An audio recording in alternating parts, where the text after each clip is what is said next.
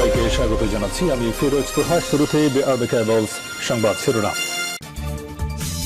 জানিয়ে দেব এই মুহূর্তে হাতে পাওয়া সর্বশেষ গুরুত্বপূর্ণ আপডেট আন্তর্জাতিক সংবাদ। শুরুতেই থাকছে কুয়েতে হামলা চালালো ইরান।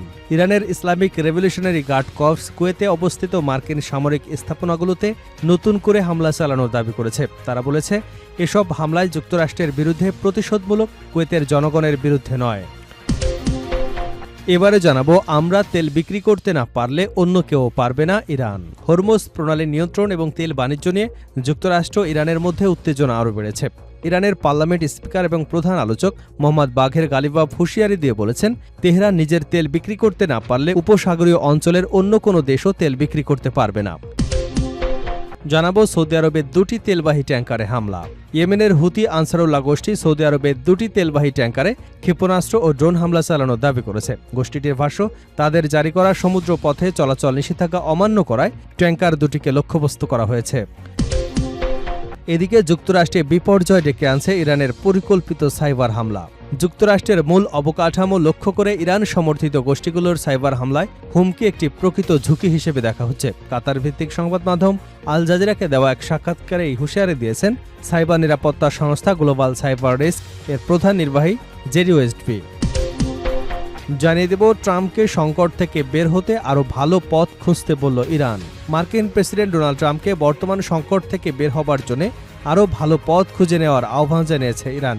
একই সঙ্গে তেহরান আরও জানিয়েছে, যুক্তরাষ্ট্রের সঙ্গে নতুন কোনো আলোচনায় বসার পরিকল্পনা তাদের নেই। এবং সর্বশেষ জানাবো, যন্তর মন্তরে বিক্ষোভ, শিক্ষার্থীদের যে বার্তা দিলেন নরেন্দ্র মোদী। মেডিকেল ভর্তি পরীক্ষার প্রশ্নপত্র ফাঁসের জেরে ভারতের রাজধানী নয়াদিল্লির যন্তর মন্তর বিক্ষোভ আরও তীব্র হয়েছে। ককরোচ জনতা পার্টির ব্যানারে হওয়া এই আন্দোলনে শিক্ষামন্ত্রী ধর্মেন্দ্র প্রধানের পদত্যাগ দাবি করা হচ্ছে। বিক্ষোভকারীরা ধর্মেন্দ্র প্রধানের পদত্যাগ ছাড়াও প্রধানমন্ত্রী নরেন্দ্র মোদীকেও ক্ষমা চাইতে বলেছে। এতক্ষণ শুনছিলেন শিরোনাম, এবার থাকছে বিস্তারিত। দর্শক, অনুরোধ থাকবে ভিডিওতে একটি লাইক দিন, কমেন্টস করে জানিয়ে দিন এই ভিডিওটি আপনি কোন জেলা থেকে দেখছেন এবং শুনছেন। কুয়েতে হামলা চালালো ইরান। ইরানের ইসলামিক রেভলিউশনারি গার্ড কর্পস কুয়েতে অবস্থিত মার্কিন সামরিক স্থাপনাগুলোতে নতুন করে হামলা চালানোর দাবি করেছে। তারা বলেছে, এসব হামলা যুক্তরাষ্ট্রের বিরুদ্ধে প্রতিশোধমূলক, কুয়েতের জনগণের বিরুদ্ধে নয়। আরজিসির এক বিবৃতিতে দাবি করা হয়েছে, আলী আল সালেম বিমান ঘাঁটিতে তারা একটি বড় সামরিক সরঞ্জাম গোদাম, একটি প্যাট্রিয়ট ক্ষেপণাস্ত্র প্রতিরক্ষা ব্যবস্থা এবং মার্কিন MQ-9 ড্রোনের একটি হ্যাঙ্গার ধ্বংস করেছে। এছাড়া আল আদিরি ব্যারাকে অবস্থানরত মার্কিন সেনাদের অবস্থান এবং 2টি হেলিকপ্টার হ্যাঙ্গারেও হামলা চালানোর দাবি করা হয়েছে। তাদের দাবি, এসব হামলায় হতাহতের ঘটনা ঘটেছে এবং হেলিকপ্টার ও ড্রোনের ব্যাপক ক্ষয়ক্ষতি হয়েছে। আরজিসি আরও বলেছে, ইরানে যুক্তরাষ্ট্রের টেলিযোগাযোগ টাওয়ারে হামলার জবাবে তাদের যোদ্ধারা একটি টেলিযোগাযোগ টাওয়ার লক্ষ্যবস্তু করেছে। এদিকে মধ্যপ্রাচ্যে চলমান উত্তেজনার প্রেক্ষাপটে বিশ্বজুড়ে অবস্থানরত মার্কিন নাগরিকদের অতিরিক্ত সতর্কতা অবলম্বনের পরামর্শ দিয়েছে যুক্তরাষ্ট্রের পররাষ্ট্র দপ্তর। সর্বশেষ নিরাপত্তা সতর্ক বার্তায় পররাষ্ট্র দপ্তর বলেছে, নিরাপত্তা পরিস্থিতি এখনও জটিল এবং যে কোনো সময় অপ্রত্যাশিতভাবে উত্তেজনা আরও বাড়তে পারে। সতর্ক বার্তায় আরও বলা হয়েছে, মধ্যপ্রাচ্যের বাইরেও যুক্তরাষ্ট্রের কূটনৈতিক স্থাপনাগুলোকে লক্ষ্যবস্তু করা হয়েছে। এছাড়া ইরান এবং ইরান সমর্থিত গোষ্ঠীগুলো বিশ্বের বিভিন্ন দেশে যুক্তরাষ্ট্রের স্বার্থ সংশ্লিষ্ট স্থাপনা, মার্কিন নাগরিক, মার্কিন ব্যবসা প্রতিষ্ঠান এবং অন্যান্য প্রতিষ্ঠানের উপর হামলার চেষ্টা করতে পারে বলে আশঙ্কা প্রকাশ করা হচ্ছে। বিশেষ করে বর্তমানে মধ্যপ্রাচ্যে অবস্থানরত মার্কিন নাগরিকদের সম্ভাব্য ফ্লাইট বাতিল, বিলম্ব এবং অন্যান্য ভ্রমণ সংক্রান্ত বিঘ্নের বিষয়ে সতর্ক থাকতে বলা হয়েছে। আমরা তেল বিক্রি করতে না পারলে অন্য কেউ পারবে না ইরান। হরমুজ প্রণালীর নিয়ন্ত্রণ, তেল বাণিজ্য নিয়ে যুক্তরাষ্ট্র এবং ইরানের মধ্যে উত্তেজনা আরও বেড়েছে। ইরানের পার্লামেন্টের স্পিকার ও প্রধান আলোচক মোহাম্মদ বাঘের গালিবাফ হুঁশিয়ারি দিয়ে বলেছেন, তেহরান নিজে তেল বিক্রি করতে না পারলে উপসাগরীয় অঞ্চলের অন্য কোনো দেশও তেল বিক্রি করতে পারবে না।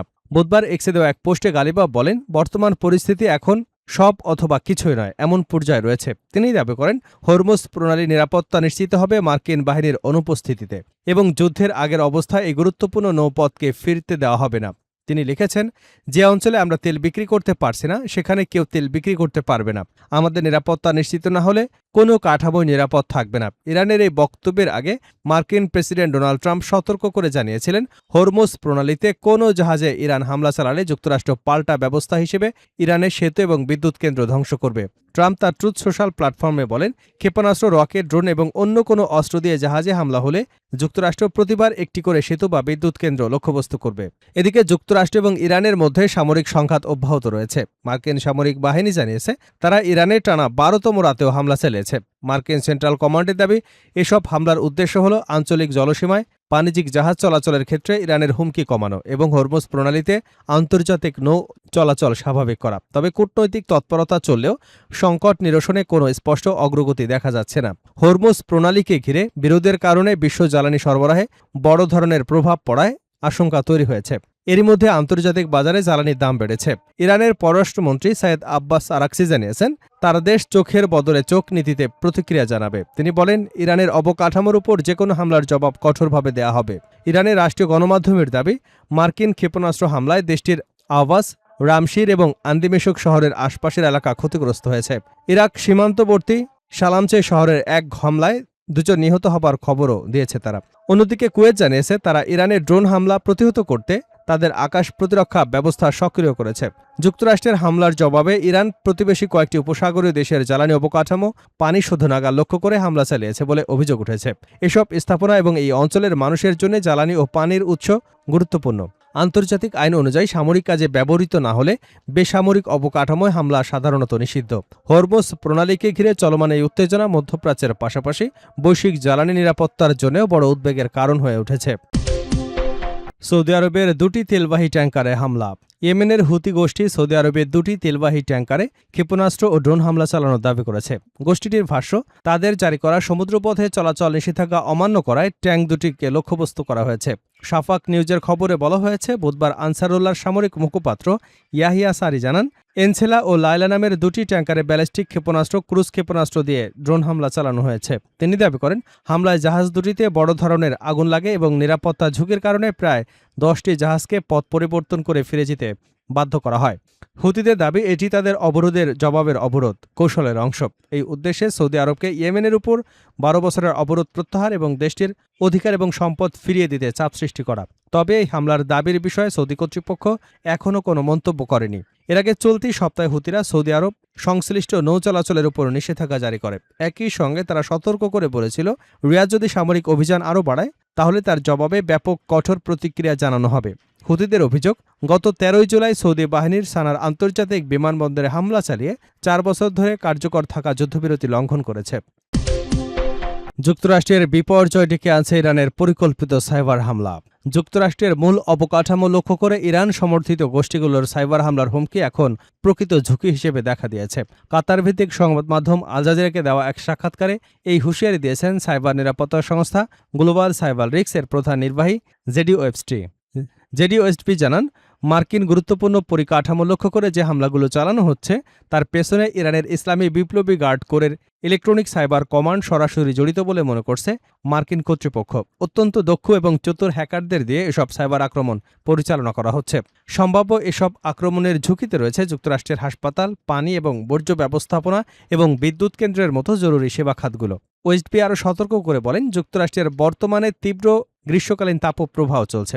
এমন পরিস্থিতিতে প্রয়োজনীয় সেবা খাতগুলোতে হামলা হলে সাধারণ মানুষের জীবন বড় ধরনের বিপর্যয় ঘটতে পারে। তিনি উল্লেখ করেন, যুক্তরাষ্ট্রের বেসরকারি খাতের নেটওয়ার্ক কাঠামো বেশ বিচ্ছিন্ন এবং খণ্ডবিখণ্ড।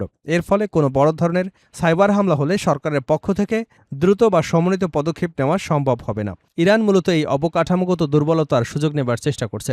5 মাস আগে ইরানের সঙ্গে যুক্তরাষ্ট্রের সংঘাত শুরুর প্রসঙ্গ টেনে এই সাইবার বিশেষজ্ঞ বলেন, এটি একটি অসম যুদ্ধ। এর প্রতিক্রিয়া হিসেবে এখন ইরান এমনভাবে ডিজিটাল মাধ্যমে পাল্টা আঘাত হানছে।